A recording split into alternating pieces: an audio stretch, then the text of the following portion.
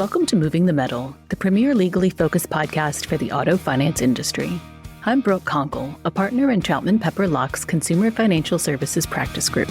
And I'm Chris Capurso of Counsel in Troutman Pepper Locke's Consumer Financial Services Practice Group. Today, we'll be discussing two letters sent to industry stakeholders, one from the FTC and another from Senator Elizabeth Warren. But before we jump in, let me remind you to please visit and subscribe to our blogs.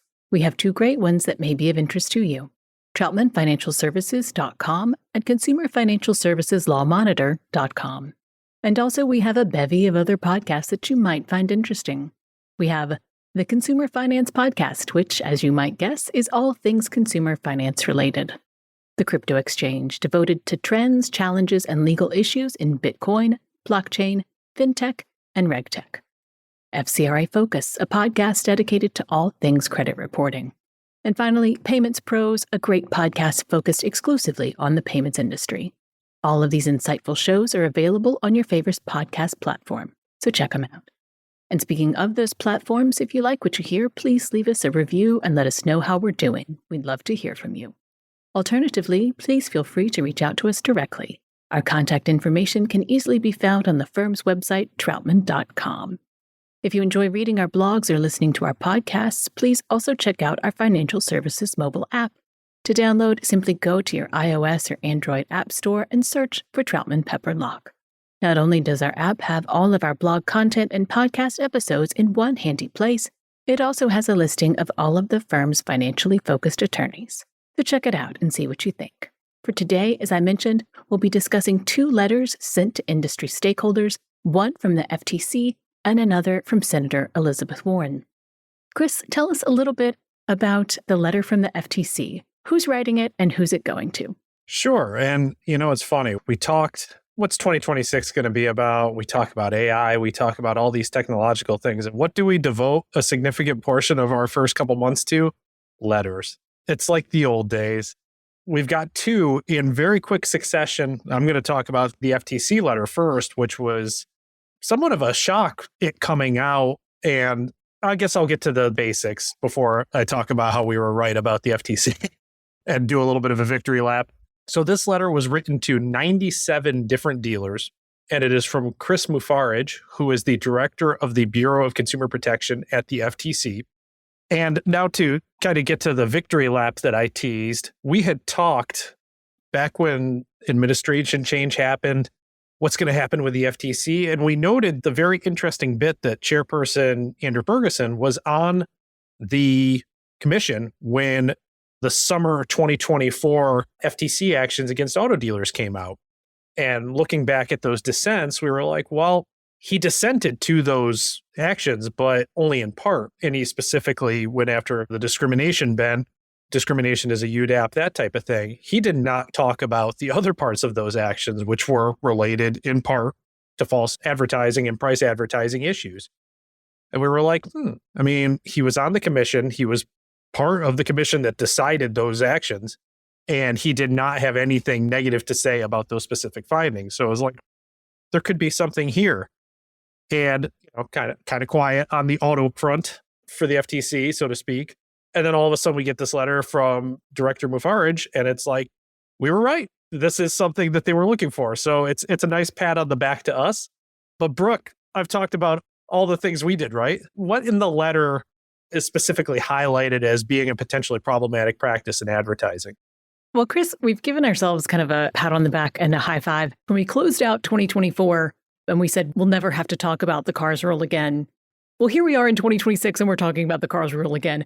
And it's because it's the same sort of themes that we saw in the CARS rule we're going to hear about in this letter. And specifically, the practices that the FTC is flagging are advertised prices that, 1, exclude required dealer fees, 2, reflect rebates or discounts that are not available to all consumers, 3, omit an additional required down payment, 4, are conditioned on using dealer-arranged financing, 5, require purchase of add-on products not included in the advertised price, and 6, involve unavailable or non-existent vehicles. We talked a lot about sort of the stated price rule in the CARS rule, and Chris, it looks frankly a lot like that is what the FTC is geared towards here. that the FTC really does want the price and the advertisement to match the real out-the-door price aside from government charges and taxes. So things that are not always included in the advertised price, dock fees, required add-ons, those things that were the target of the CARS rule, the FTC is still saying these are still problematic. Even without the CARS rule, this is still a UDAAP violation. And Chris, tell us a little bit how the letter ties directly into Section 5 of the FTC Act. It's kind of an interesting thing. And for anybody who has not read this letter, it is generously 2 pages. It is the type of 2 pages that when you were writing a report in school and you're like, yeah, this is 5 pages and it's 4.5. You threw in some footnotes to try to extend the length a little bit. It's that style. But in those footnotes, the FTC and Director Mufarage specifically reference some non-auto actions to act as a basis for kind of what they're saying in here. And of course, the footnotes do reference the auto actions that I referred to earlier, the kind of summer 2024 actions, as I've been calling them. But they reference actions for ticketing and actions for hotel fees, the things that were the only things left over for the FTC's junk fee rule. You'll remember a year ago now, we gave the requiem for the rules. We discussed the junk fee rule and how it didn't die so much as it just became something completely different. It wasn't kind of a broad covering all industries rule. It was specifically covering hotels, ticketing, things like that. It had a very specific focus. Those types of actions by the FTC are cited in this as kind of the basis for what the FTC is looking for as far as like price transparency and things like that. So that's an interesting note that a trade rule, the junk fee rule that was gutted to only cover ticketing and hotels that did cover everything else is now being referenced in a letter to auto dealers as kind of examples of what they're looking for in UDAAPs. So it's, even though the rule no longer technically applies, the FTC is looking at it for auto enforcement. So it's a very interesting thing, especially in this administration. But Brooke, I discussed, this isn't a very long letter, and it has the heading warning letter in all caps, by the way. So that seems a little bit ominous, but what is the tone of this letter in its 1.5 pages? Yeah, I think you're correct to highlight that warning. And it's a serious letter, but you don't necessarily get the impression that it is a particularly targeted letter. It's casting a wide net. It's going to a number of different dealerships. It's encouraging dealers to take a look at their practices, but not necessarily calling anyone in particular out. It really giving kind of a warning shot to the industry that the CARS rule may be dead, but Section 5 is not. And these are still advertising practices that are covered by Section 5. So with that in mind, Chris, what are kind of the practical takeaways for the industry? Yeah, so for dealers, I think the takeaway is obvious. Make sure your advertising is compliant and you've scrubbed it for UDAAP considerations, because we always talk about advertising and how it is more of a bipartisan issue. And then it's also a state issue because the FTC is calling these unfair or deceptive acts or practices. We've discussed many times state AGs have that same authority. So we always tell folks, you got to make sure your advertisements are scrubbed for that kind of compliance. Now, this is just another example, and a federal example at that, of the fact that even in this administration where there seems to be this general idea that all regulation is waning at the federal level, the FTC has now sent out almost 100 letters saying that's not the case, and we are looking for this in the auto industry. So dealers, the very obvious takeaway, make sure your ads are compliant, look for UDAAPs. And this is in addition to any kind of very specific state law about what needs to be in there. But you got to make sure your pricing disclosures are, like they said, there aren't any hidden fees. And the letter notes that government fees are exempt, but obviously in a vehicle transaction, there are a lot of fees. So you've got to make sure that your advertising is cognizant of that and that everything is disclosed in such a way that you're not going to kind of run afoul of the warnings of this letter. And obviously for finance companies, holder rule is a thing, and advertising leading to the sale is something that you could potentially be brought in on. So, and another issue too is if there's kind of a co-marketing or anything like that, you just want to have oversight of that. any dealers that you work with, just make sure there's some oversight, that you're not kind of tying yourself to a dealer that may be flaunting these rules and maybe not disclosing prices the way they should be. So it's a warning to everybody, not just the dealers, that the FTC is taking this very seriously enough to send almost 100 letters, and industry participants should be aware of it. So, Chris, if the FTC is focused on making sure that the posted price is honest, Senator Warren is focused on who ends up paying more and why, especially service members. So tell us a little bit about Senator Warren's letter to 5 of the largest auto finance companies and captives in the nation. Yeah, Senator Warren is really on the letter train this last month and a half.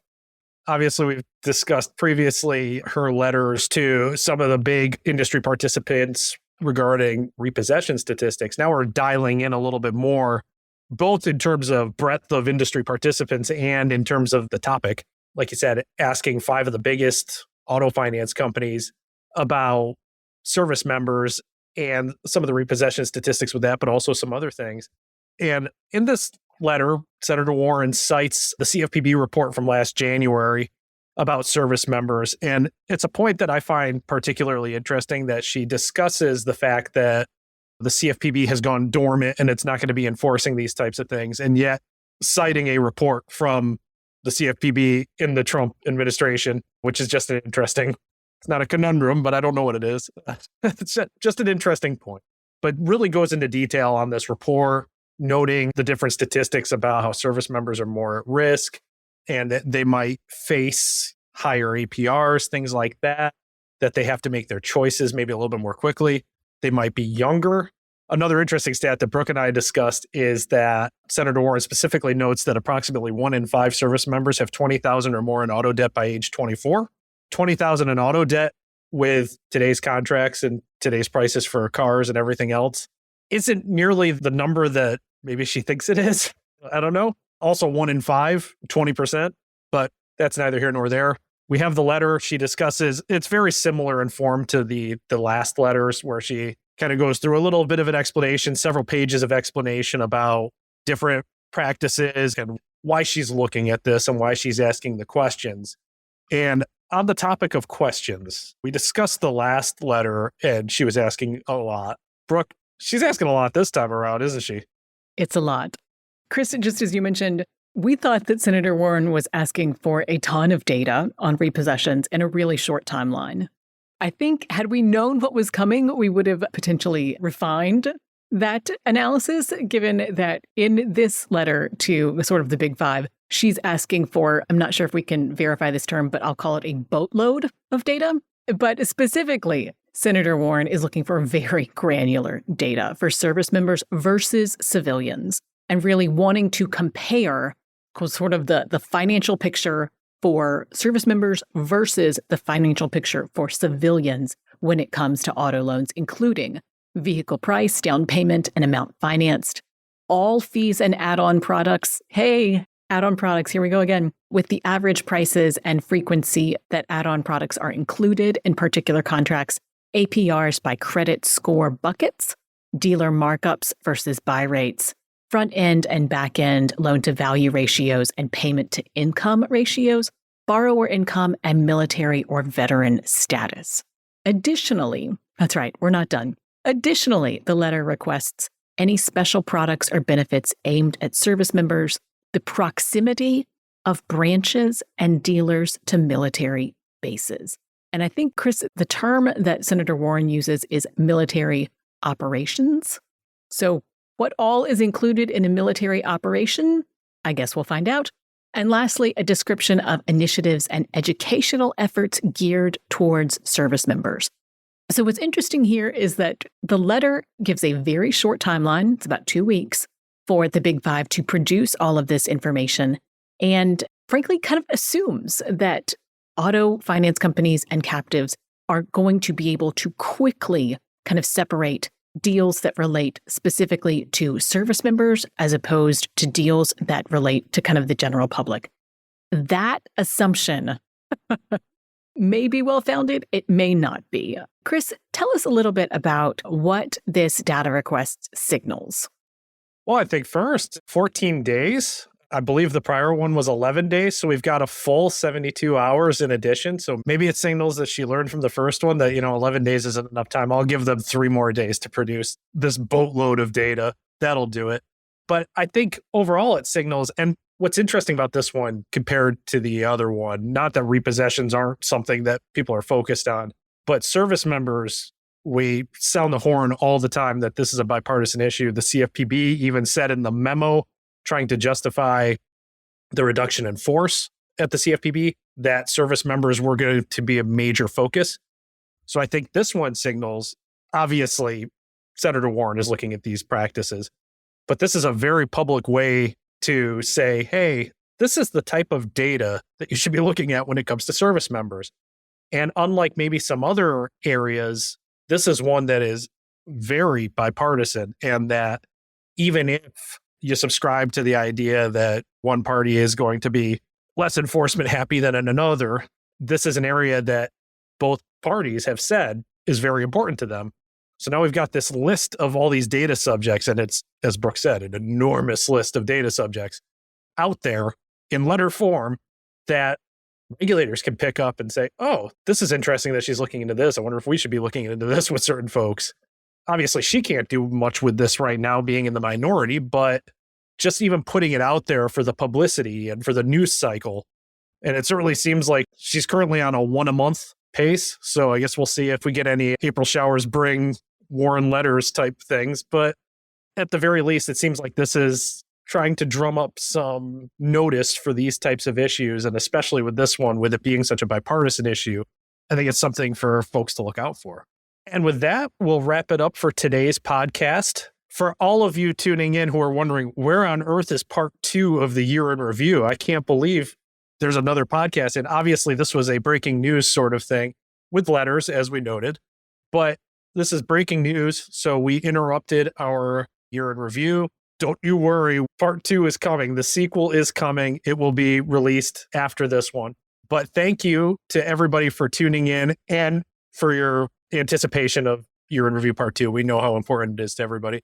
Don't forget to check out our blogs where you can subscribe to the entire blog or just the specific content you find most helpful. That's the Consumer Financial Services Lawmonitor.com and the TroutmanFinancialServices.com blogs. And while you're at it, why don't you head on over to Troutman.com and sign up for our Consumer Financial Services mailing list so you can stay abreast of current issues with our insightful alerts and advisories and receive invitations to our Industry Insider webinars. And of course, please mark your calendars for this podcast, Moving the Metal, which we will be releasing every 2 weeks in 2026. That will be generally on the 2nd and 4th Tuesdays of each month. And as always, if you have any questions or if we can help in any way, please reach out to us. Until next time.